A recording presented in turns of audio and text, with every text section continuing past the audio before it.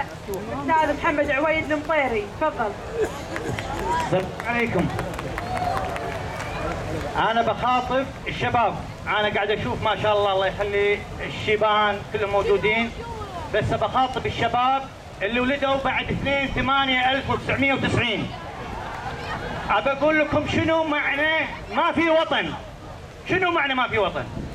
في 2/8 لما صار الغزو، انام بالليل في الغزو، كنت برا احط راسي على المخده. شباب اللي ولدوا بعد 2/8 شوفوا شنو ما في وطن، تعلموا ها، وش اللي يرد الديره.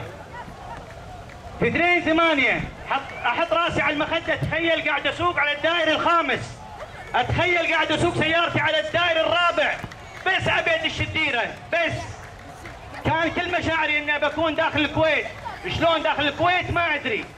ومن واقع تجربه يا شباب يلي ولدتوا بعد 2/8، اللي بعدكم ما عرفتوا يمكن شنو وطن. اللي وحدنا سمو الامير رحمه الله عليه الشيخ جابر الاحمد، ورحمه الله عليه الشيخ سعد العبد الله، وحدونا. ومن واقع تجربه يا شباب اخاطب الشباب، زين، من واقع تجربه بعد لازم نكون خلف القياده السياسيه.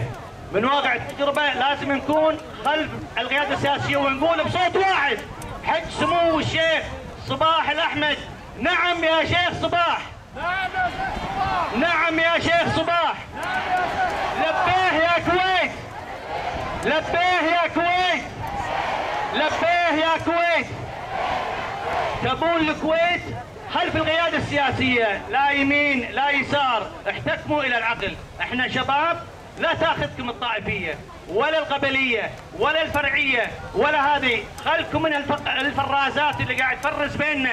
كشباب لازم نكون كلمتنا واحدة، واللي يفتح لكم باب سدوه، قولوا انا كويتي، لا تقول انا سني، انا شيعي، انا بدوي، انا حضري. يكذب عليك، والله يكذب عليك، ما يبي الكويت، ما يحب الكويت. كلمة واحدة، لبيك